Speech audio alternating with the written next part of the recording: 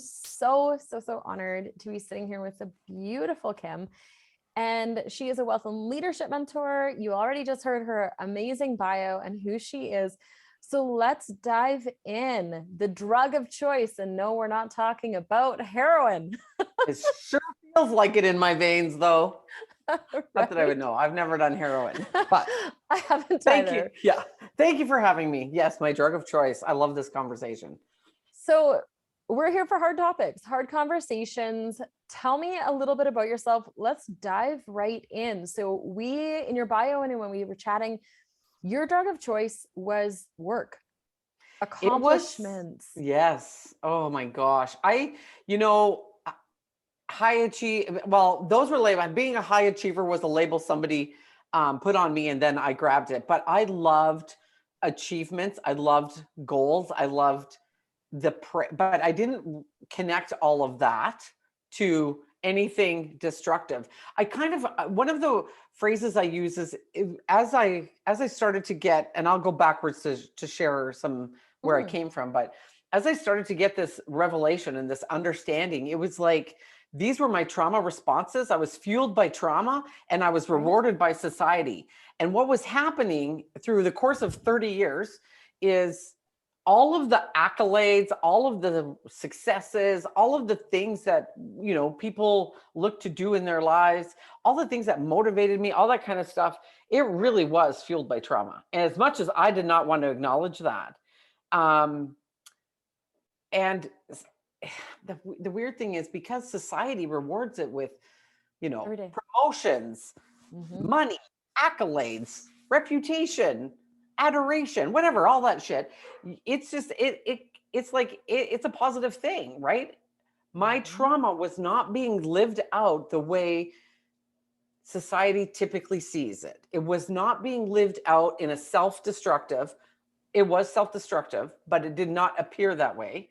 So I wasn't involved, and I haven't even had very many toxic relationships with family members, friends, or intimate partners, which is also very bizarre, right? Because usually this is where you see trauma working itself out, right? You mean didn't fit in the mold of what a textbook said we should be? Right?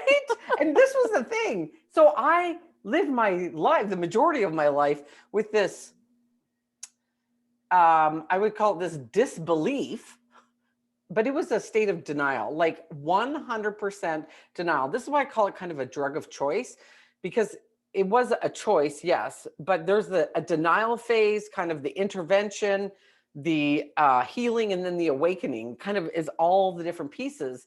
But of course you don't see that till after. Oh, never. We never see it till we're on the other side of it, right? Right. So let's start with the trauma. Right? Because Okay. I don't think, and I mean, as a trauma specialist, I see this every single day with clients, right? Is the trauma responses that people are living in and how that dictates the decisions that they're making, what they're doing. It's like a giant filter over their lives that is affecting them, right?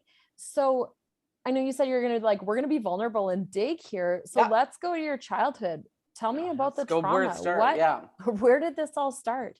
So I was, and this is the thing, right? You kind of roll your eyes. It's like, oh yeah, childhood trauma. But I mean, the reality is whatever's going on in your life, it starts in childhood, maybe, and even before, and carries over. So as cliche as it is, I was born to a very young mom. I'm a twin. So we were her firstborn.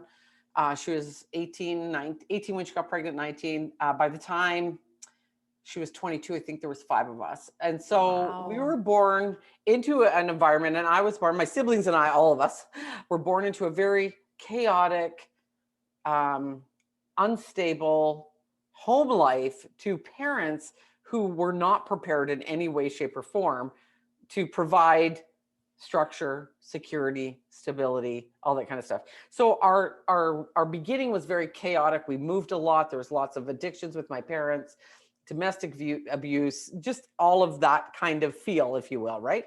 And we still kind of say to my mom every now and then, like, how did you move so much? Moving's expensive. And there was 5 of us and we were poor. We were poor, dirt poor. Nobody worked, right? They all just lived off welfare back then or whatever scam they could, all that kind of stuff. But we moved a lot. So we didn't have a lot of stability. And then my father left. Of course, that relationship didn't last long. And then my mom remarried, and the fellow she remarried was alcoholic as well. But what happened is my mom ended up leaving us. So five of us, well, four of us, because one of my siblings was actually given away for adoption, like you would give a kitten to a neighbor. Oh, wow. Yeah, like So because there's a whole different level of trauma because there's like fear of abandonment and there's rejection. And yes, so what there's if, five what of if us, we're the and then next there's one? four. Yeah. Yeah. So then my mom leaves. She's struggling with all of her own shit, right? She has a father that died when she's young. Yeah. She has her own stories. She's struggling with addiction. She leaves and leaves us with my stepfather, who, of course, now one of my siblings is his child. Okay, so Okay. he stays to take care of this little group of kids, this little litter of kittens. But he's heartbroken because he's loved my mom, and he's an alcoholic, but he does have a job. So he spends his days working and his nights drinking because his wife left him with this, gang or litter of kids, and he's heartbroken, and he's again his own shit, right? And leaving the four of us to our own. Yeah. Anyway, my youngest sister, she has like PTSD from our childhood, just from the siblings and having no parents. 100%. Yeah. I say that Sure. kind of tongue in cheek, but it is very serious. Anyway, so my mom returns about a year later. Now I'm about 12. My mom returns, and when she returns, my stepfather leaves, and my mom takes her rightful place as matriarch of the family. Now remember, she's been kind of gone both emotionally and physically for quite some time. She shows back up and she brings this guy with her. And I'm 12, and I've been the mom. This is my gang now. These are my kids, right? And so she shows up and tries to exert her authority and right in the castle. And of course, I'm 12, 13. Well, I was 12. And her boyfriend doesn't like me. And first he wants me to drug deal for him. I tell him to go pound sand. Then he tries to make some sexual advances at me. I get a little physical with him. I try to tell my mom. She doesn't believe any of it. This relationship between him and I became very strained. The relationship between my mother and I was strained. And one night, in the middle of the night while I was sleeping, and this is just a bit of a kind of trigger warning for anybody that's listening, because it is very graphic what I'm about to share. And I do share the graphics of it for a reason. So in the middle of the night, I was dead asleep with my sister and my brother. Now there was only three of us remained in my family home because my other brother was a juvenile delinquent and was now in, a youth detention center. So there's three of us remaining in the home. And in the middle of the night, my mom's boyfriend, my mom and him had come back home. They had both been intoxicated. He dragged me out of bed in the middle of the night and beat me almost to death. And my sister and my brother were in the bedroom. My brother was trying to keep my sister quiet so that, because she's younger, right? The one sister that was raised with us, she's 5 years younger. My mom was in the kitchen.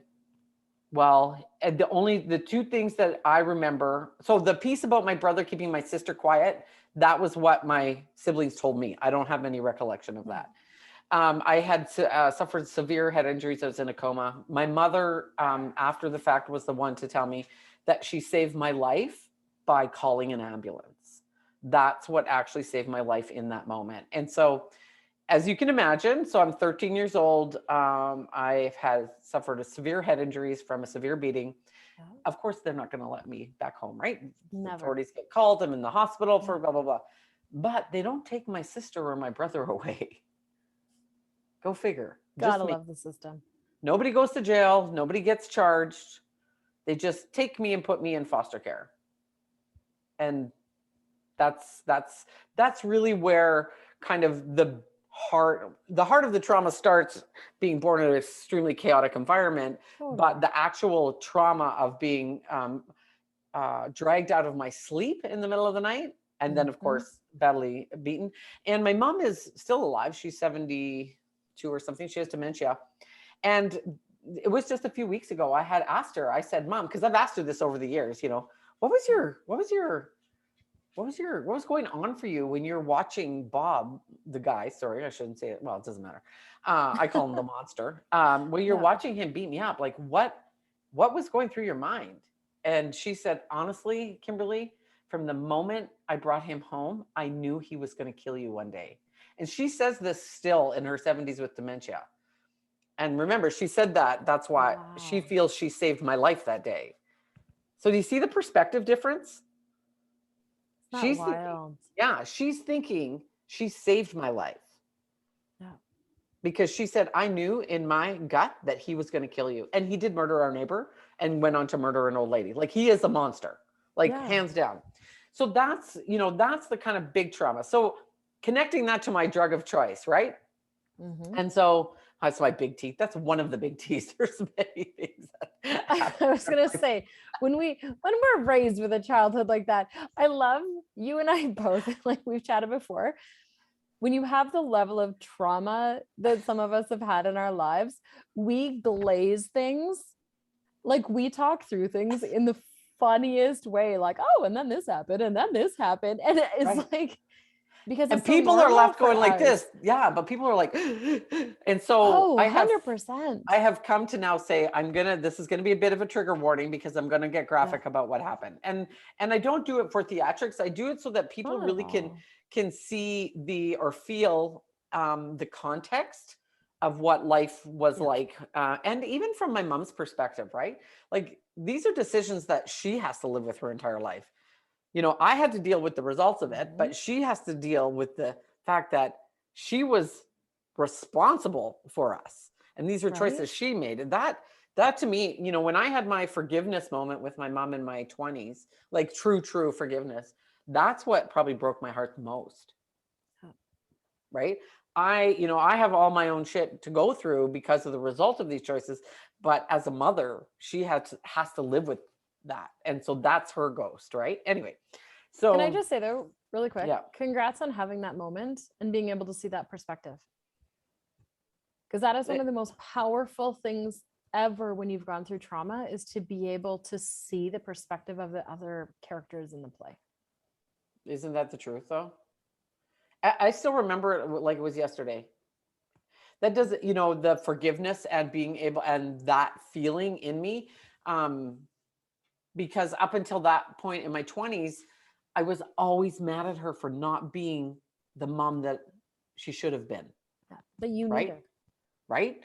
Yeah. Like, even in the basics, never mind, all the other, all the other ways I glamorized what having a mom, my best friend's mom, right? Like, she's like the perfect mom, cooking in the kitchen, whatever that was when I was a kid, those things, whatever my mom wasn't, my girlfriend's mom was, and that's what I thought a mom should be, all those things, right? So anyway, the point being is, so then I'm in care, I'm in foster care, and it's about a year in or whatever, and we go to court because you have to go to court every so often. This was my first hit. This is I describe as my first hit. Okay, so I'm in the courthouse, in the courtroom, and my social worker says to the judge, oh, this is Kim, whatever, blah, blah, blah. And look at her report card. She's such a great student. Everybody, all the teachers love her. Like, he started going on about me to the judge.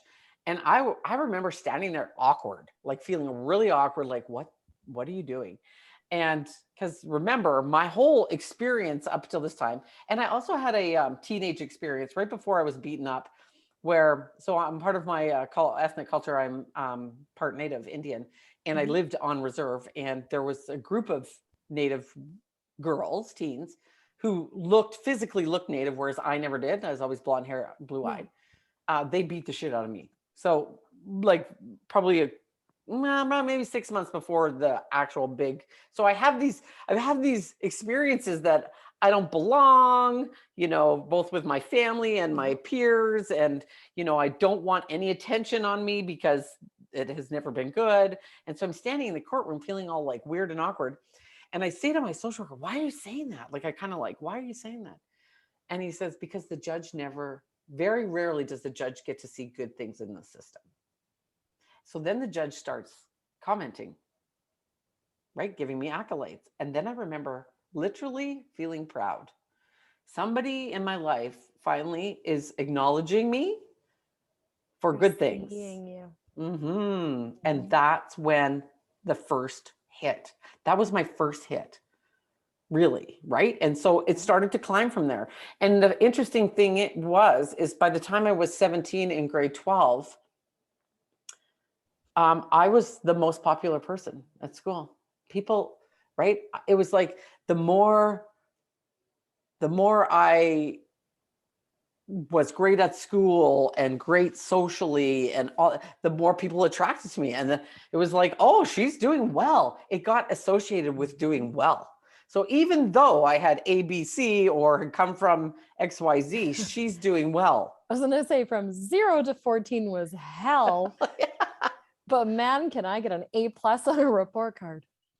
Well, right. And so this became, and this just really followed me, not, I wouldn't say deliberately or intentionally, because I had some crashes and burns as a young adult, 17, Oh, we 18 all do, yeah. and things like that. But I had that, like, I'm gonna do that next thing that people don't think I can do, or I'm gonna do that thing that's maybe, I mean, my first job as a young adult was at a bank. I mean, I came from places, my mom ripped off banks, right? So for me to work in a bank, I was like, this is prestigious. And so this became the MO, and it just one thing after another. So with that drug of choice, because we are so raised this way, right? Productive.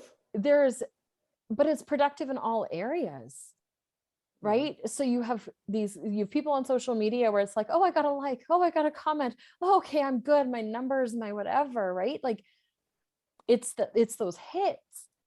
Yeah, it literally is like an addiction. It's a little dopamine hit. It totally is. It's this wild dopamine hit. Oh, you lost weight. Oh, okay, now you have more worth. Oh, you did this. Now you have more worth. Oh, you got a promotion. Oh, we're going to celebrate you. Yeah. Not for being an amazing human, not for volunteering or donating or just being a good person. Just being alive. Just because you're a human being. Yeah. Right. And you've survived up until now.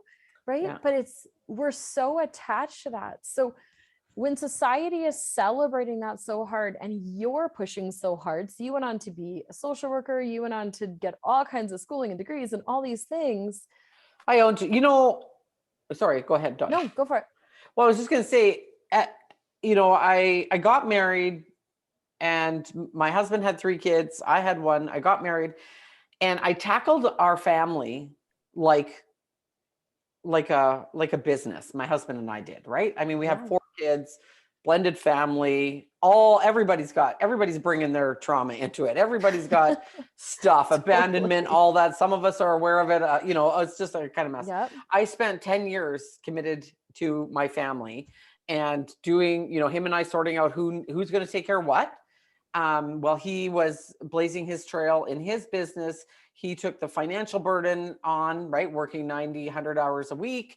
I mean, we were broke as fuck. Like my daughter to this day at 36 is stuck in a money story from a situation we had when she was 8. Like we were broke. I know. Yeah. I have paid for her therapy on it too, just so you know, because it caused it. But anyway, the point being is that I attacked that. So for 10 years, I just immerse myself in motherhood and being a great leader in our home and working through my shit. Because as we all know, kids bring up all of our traumas and triggers. All of it.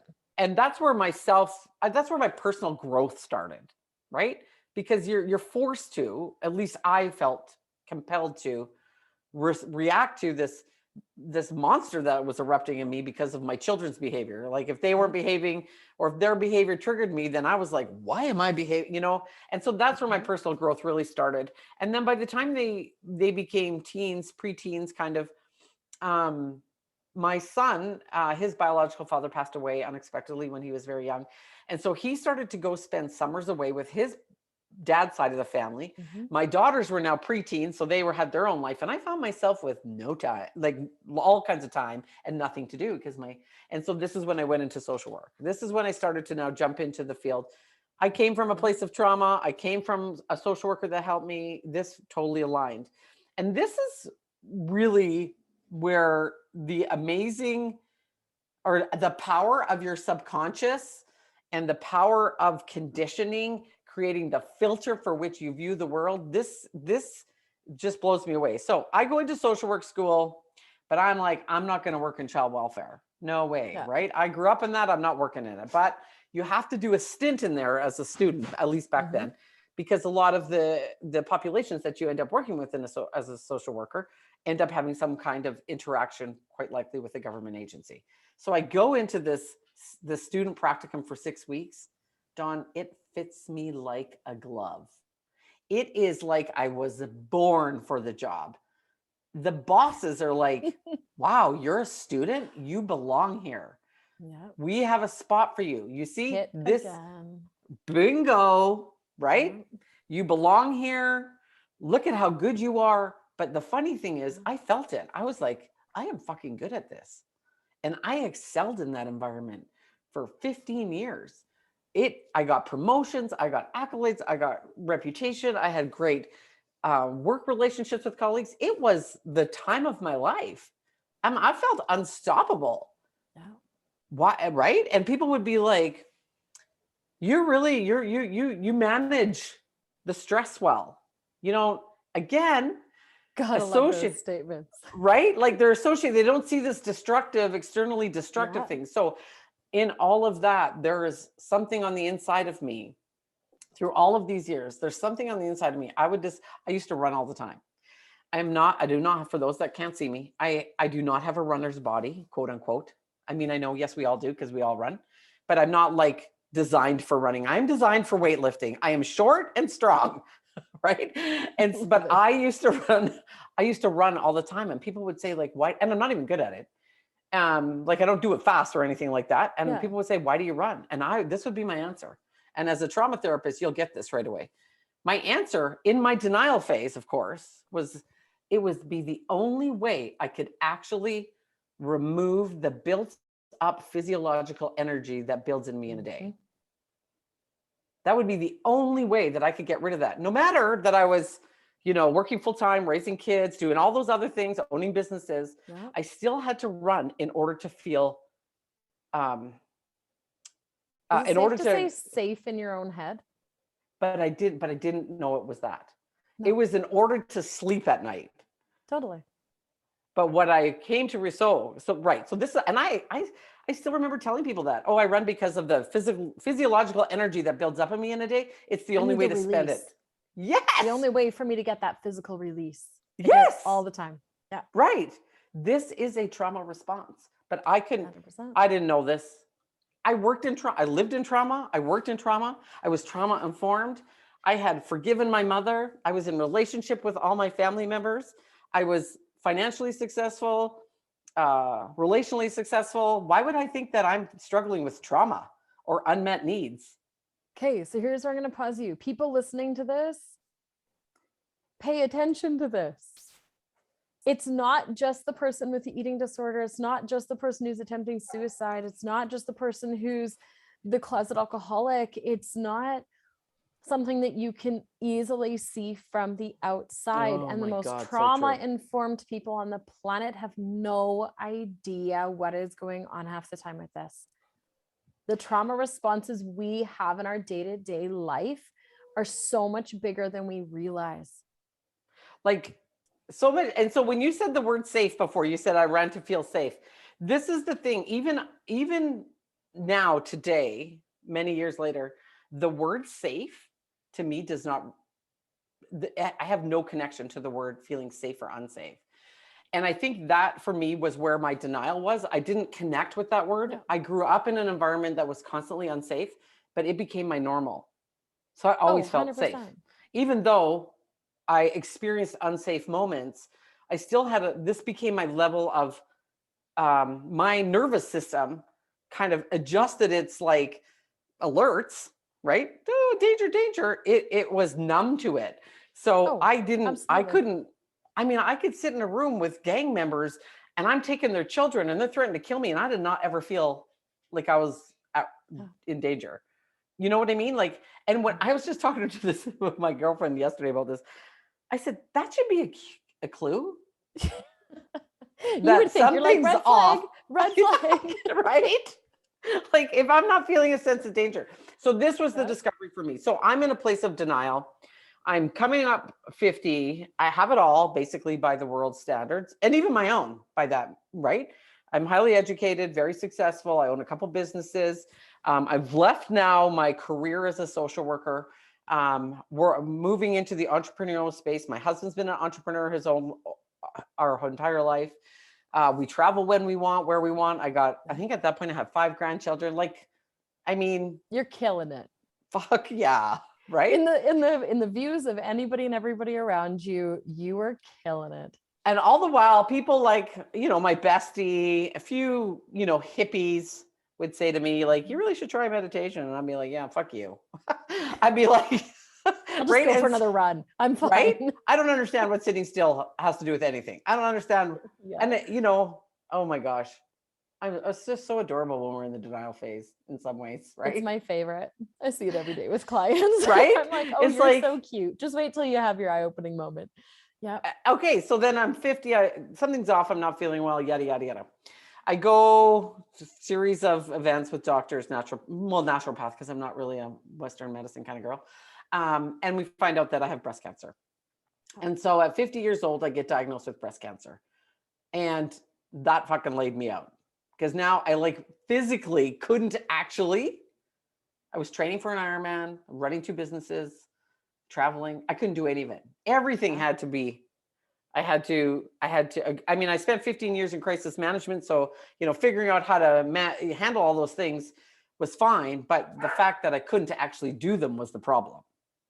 So getting diagnosed with a cancer, sorry to interrupt, getting diagnosed with the cancer, having that moment, getting knocked on your ass, all of those pieces, where did your head go in that? At first it wasn't a why me. I've never really got to oh my God, why me? Well, I was not a victim. Yeah, no. You're not a victim mentality. I can't be a victim. Well, no, and that's the thing that a lot of people don't realize is in that hyper level of control to manage and handle your mental headspace when you've had that level of trauma. A lot of people, it's like a giant fuck no to being a victim. They will not. Yeah. Which is one of the reasons why it's so hard to slow down when we get sick or slow down when those things happen. Because there's almost like a transactional love aspect to it of but I have to perform. I have to show up. I have to work this hard. I have to hit these deadlines. I have to have this much money in my bank account, hit these goals, whatever it is, to be worthy, to be enough, to be loved. But at that point, I didn't even have that kind of connection to it. I never ever thought I needed to have X amount of money or I needed to have this kind of love or attention. That's how much in denial I was. I didn't realize that I was pursuing in superstar denial. Yeah. So you A+ even in your denial. Yeah. Thought of it like that, but yes, I wasn't even it wasn't. This is the thing is I've never even be oh I want $1 million, I want $100, I want this. I never. Ironmans, yes. Physical things would be more specific goals. Yep.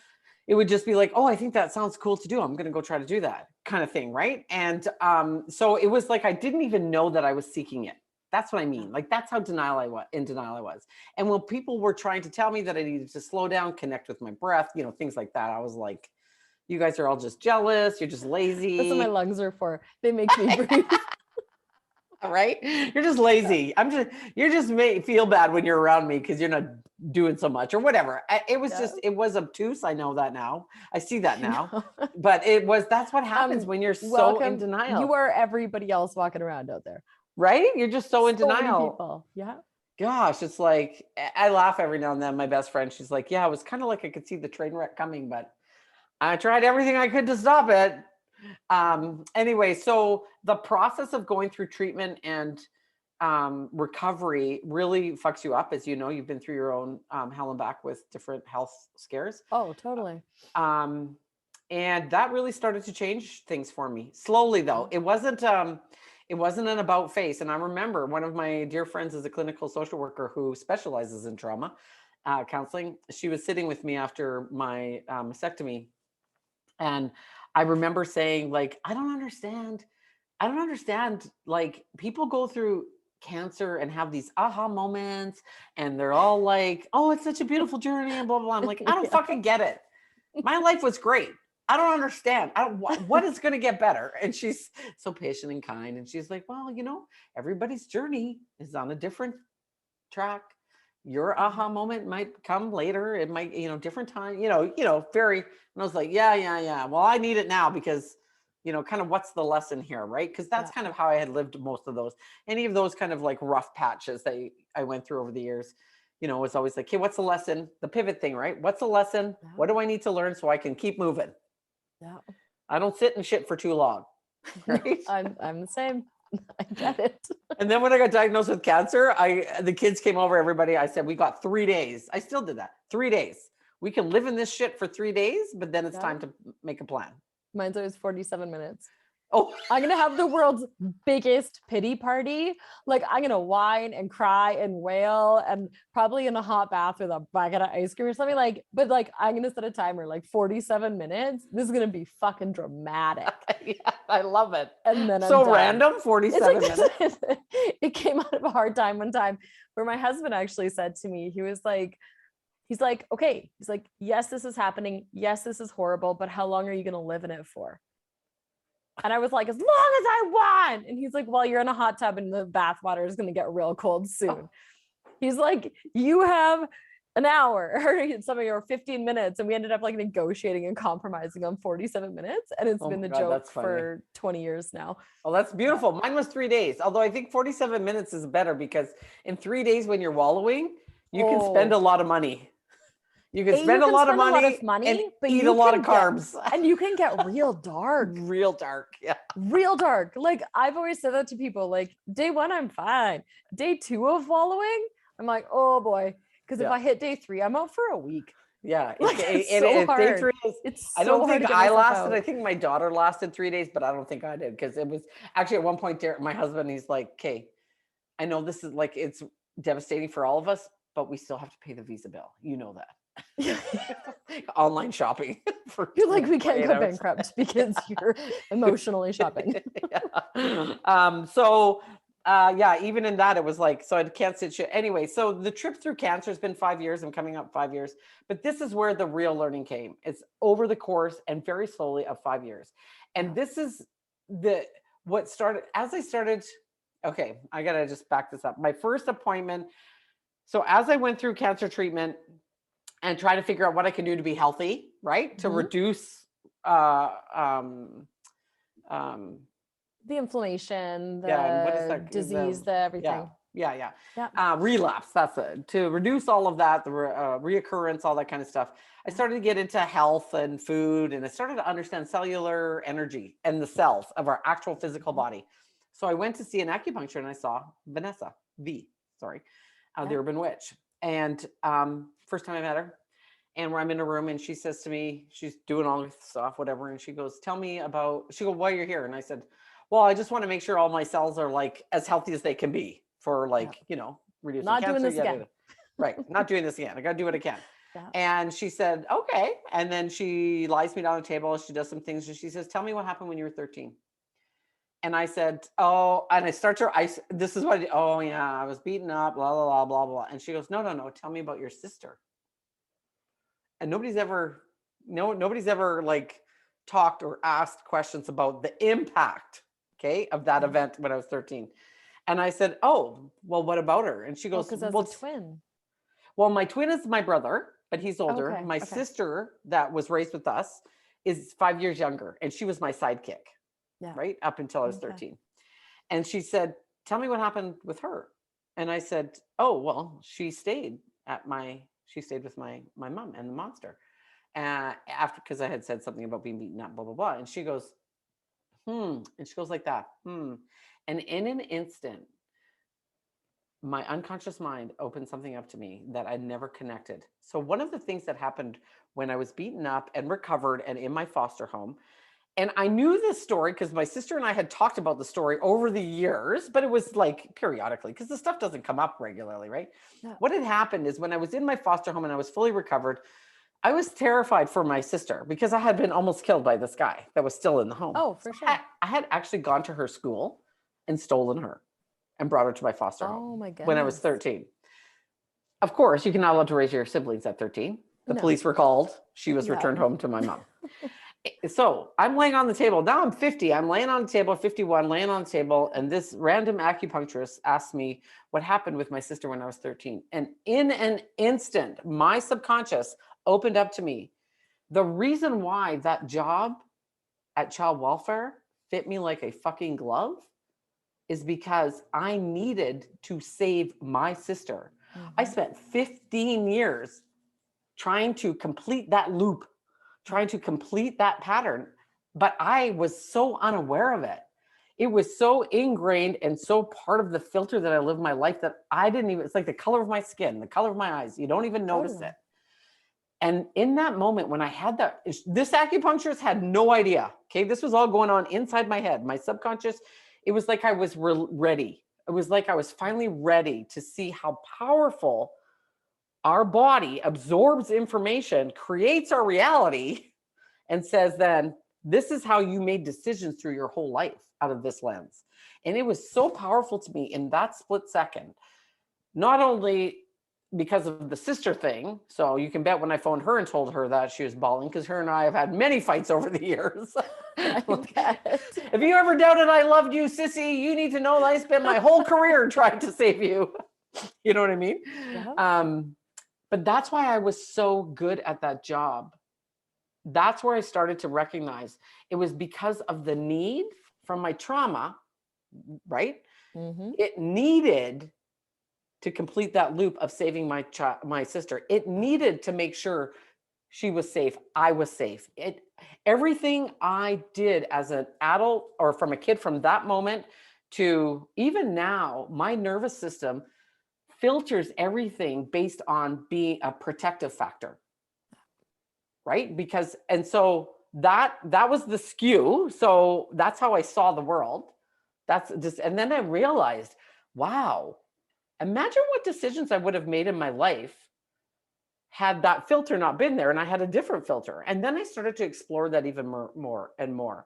And so I started to unpack how my trauma affected me. And that's when I realized it's these unmet needs of being seen, of being safe, of being secure, valued, all those things that we get as children.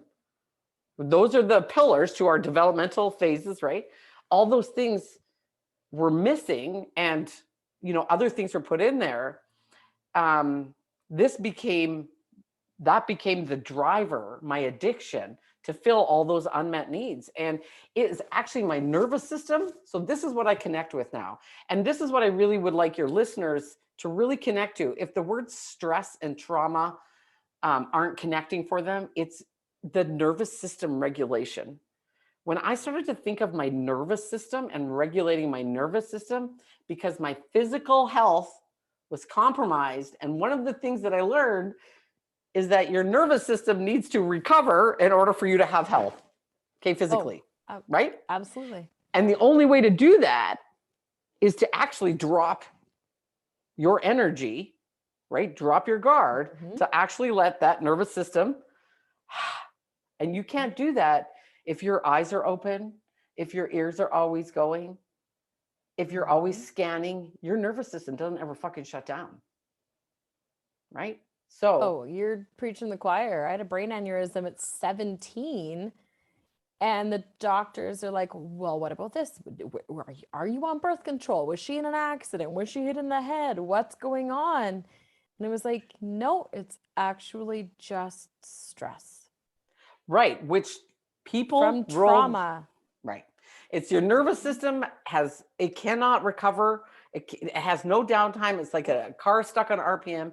And so for me, the last few years has been about really understanding how my nervous system responds to the external factors of the world, what that means to me based on my own experiences, trauma, conditioning, all that, and how I have taken, because that need to be a high performer and achiever, I still have that. I still have that craving, right? But every time I get back into that energetic state, and I don't mean like, all like, holy spiritual energy state. Not a woo-woo thing. No, I mean like in that high, it's like a tension state in the nervous system. Every time I get there, something will happen And whether it's I throw my back out, like stupid stuff, right? Either my back goes or something doesn't go right. Like something will happen to bring me back. And it's like, no, no, no, no, no. Right? I crave all this stuff still. So because that's how I lived my life for 30 years, 40 years, right? So the craving is still there because that was my personality. Yeah. The craving's still there because that was my personality. But now it's like, so now I talk to people, I'm like, how can we turn these high performing, overachieving, goal crushing people? How can you change the fuel? Let's look at the fuel you're using for those things and see how you can change those things and still experience great success. Doesn't Totally. mean, right? I talk often to clients about when things have happened like that, where, right, like the big traumas, Yeah. when something like that has happened. And I mean, I'm not even talking a trauma in terms of like rape or abuse or even beaten or things like that. Trauma being anytime your nervous system was jarred. Mm-hmm. Those moments in your life that you feel like you got hot iron branded. Yeah. That are stuck, right? We often go to a place of like, we have to pay penance for them. Mm-hmm. Out of like guilt or shame or like your behavior in it, your actions in it, what was taken from you, how it affected people around you, right? So tell me if I'm wrong, but a piece of that 13-year-old that got beat, right? It goes to a place of like, I have to protect and save my sister. But now, like, how have I hurt the people in my life because I was taken away and I ended up in foster care and I ended up there. So now I have to pay penance for that for the rest of my life, almost to pay off this like imaginary debt that's owed to everybody around you for what happened. I remember feeling so much of that for the things that had happened in my life, for like my siblings didn't get a normal childhood because of me. My siblings didn't get, you know, the relationships with aunts and uncles because of the abuse I dealt with, stopped those trips to go visit that entire portion of the family. You know, Right? I've never, that's not been a perspective I have held, but that's interesting. That's a very interesting point of view because my siblings and I were so all disengaged from our parent. Like Yeah. we were all scattered. One was given away, one was in youth detention. I got in foster. Like, do you know what I mean? Like Totally. none of us even consider that perspective. That's interesting. It's a totally different way to look at it. Yeah. And so when Yeah. I'm talking to clients often, I'll be like, what would life look like if you didn't owe anything anymore? So If you didn't owe a debt to anybody, if Mhm. you didn't have to hold that, what could life look like? Because a lot of those decisions, they weren't ours. No. Having a brain aneurysm at 17 was not my Yeah. choice. I Yeah. did Yeah. not wake Yeah. up in the morning and be like, yeah, Yeah. I'm bored. Absolutely. Yeah. What am I doing around Yeah. 5 or 6 today? Right? Yeah. Yeah. But there was still the comments that get made about like the financial burden on the family. And, you know, my dad lost his job in the middle of it all. Oh And yeah. right, like there was So your so much of your that. situation brought a bunch of stuff to the family. Totally. Yeah. Whereas my family, it was like kids just disappeared and nobody asked questions. Right. But we have this piece of us that like so many people, like we hold that. Yeah. You know, when I look back, I see is when my daughters were teens. So this filter that I had before Yeah. I understood the filter, safety and ensuring, like controlling people's safety that were close to me, i.e. my sister or anybody that represented that. So as my daughters became teens, you can just imagine as they Oh my start to gosh. want You must to, have been a very fun, protective mom. it was horrible. Yeah. It was absolutely horrible. I was so controlling. And I still talk about this with my oldest daughter. Of course, the oldest one always, kind of gets the worst of it, if you will. Yeah. But we, we talk openly about it. We had some very nasty moments and some very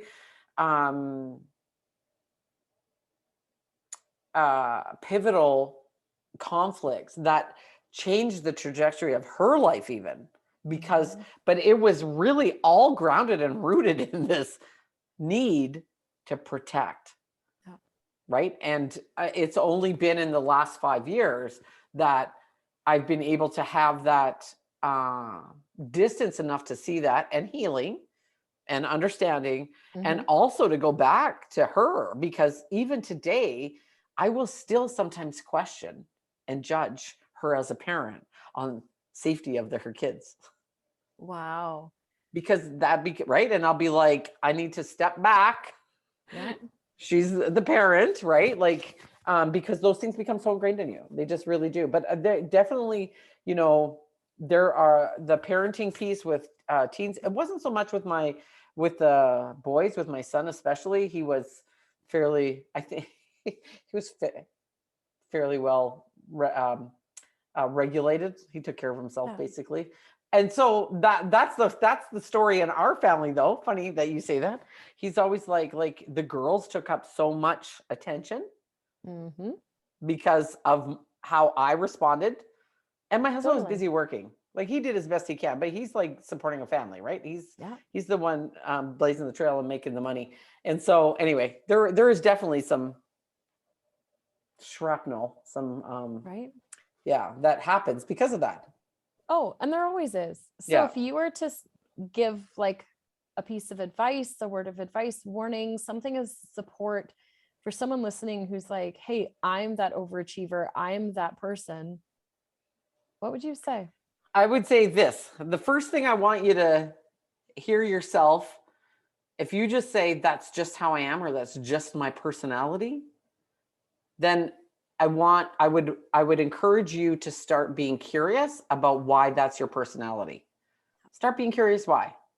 Because that's what we say to ourselves. When I was in the denial phase, it's like, that's just the way I am.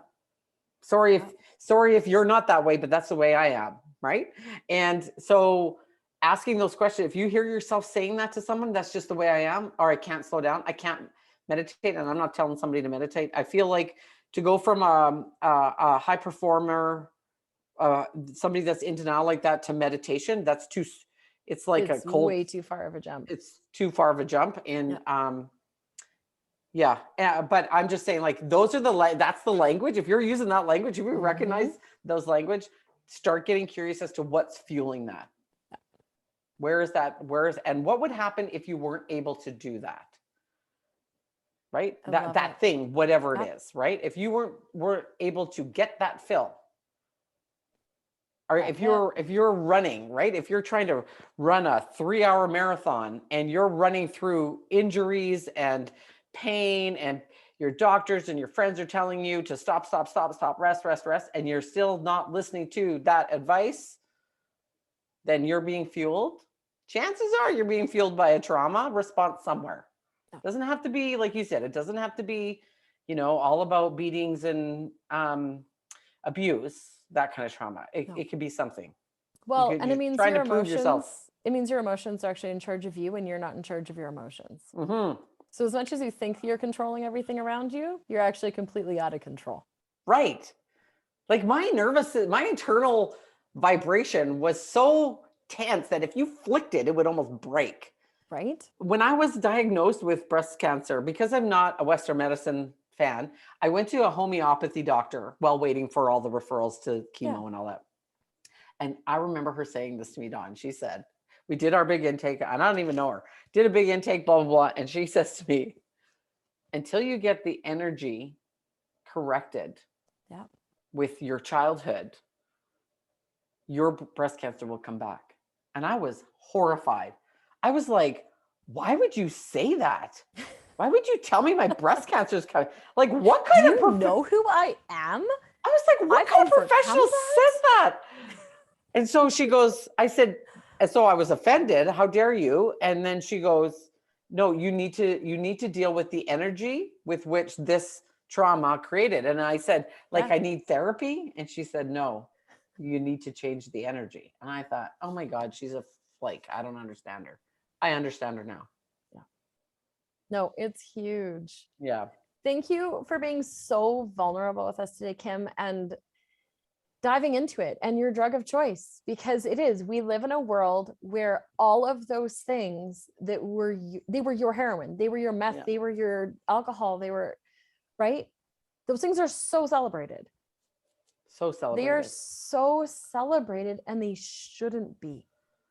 right? Nothing about those should be celebrated. So I Yeah. hope that someone listening to this, like, Sees reach out themselves in for their that. Yeah. truths. Myself, a therapist, a psychologist, Kim, whoever is, reach out and maybe start getting curious about that and digging into it. Yeah. So Thank you for having the because conversation. I know that this is a heavy but good topic, right? Like, they're topics that need to be talked about. Yeah. It's the whole point of this podcast. We're going to end with some just like silly rapid fire questions, just to get to know you on a different level and have some fun. So, Okay. These ones always throw me. I'm always good for the big, heavy, like share my soul, but the lighthearted ones, I'm like, right? What is something you spend a silly amount of money on? coffee. Coffee. We talked about this before we started Yes. recording, that you are like the bougie coffee drinker. Yes, we do. Yes, coffee. I would say coffee and hand cream. Oh, I like it. Mm-hmm. What is your secret guilty pleasure way to decompress? This is going to sound silly, but it's hypno breath work. Oh, Yeah, it is. Interesting. I'm actually taking my certification coming up because it has been a game changer. okay. We should talk. Yeah. Do you have what purchase of $100 or less has most positively impacted your life in recent memory? I'm like looking around. I'm like, oh, I know. This is going to sound weird. The Archie flip-flops. Archie flip-flops. Yeah, it's the brand. Archie flip-flops. Nice. And what is an unusual habit or absurd thing that you love? I am horribly addicted to flossing my teeth. Okay, that is awesome. Like, how many times a day? Like, I can't even count, probably 10 times a day. Like every time, after every time I'm eating, sometimes when I'm just sitting around, to the point, okay, there's two funny stories. One of them is we used to have this tiny little chihuahua, and one day my husband came home and the dental floss was hanging out of the chihuahua's ass. And he's like, "You're going to kill the dog with your dental floss." And then the other one was we're having this big party. Like, there was like 30 or 40 people in the house, and I had to floss my teeth. I had finished eating. I had to floss my teeth. I go into the pantry. Okay. I get my dental floss. I go into the pantry, and I'm like flossing my teeth in the pantry. And one of my guests opens the door and sees me. And I'm like, and she's like, she was hysterical. She still to this day will message me every year around the time and say, "Remember that time I caught you flossing your teeth like you were a crack addict?" Because I can floss my teeth in public, in a restaurant, and you wouldn't even know. So it's flossing my teeth. I love that you still have these like crazy obsessive behaviors. Yeah. And we all do, right? Like, Yeah. it's such a trauma response thing to have these weird control things. Yeah. I'm just really proud of you that it's no longer your hits, right? and instead it's your things like your floss. Yeah, it's my floss. It's a little bit healthier. Well, thank you so much for being here. Thank you so much for the conversation. Show notes. You can find all the different ways to get a hold of Miss Kimberley and how to find out about her business. Follow her on all of her social media and everywhere else that she's hanging out.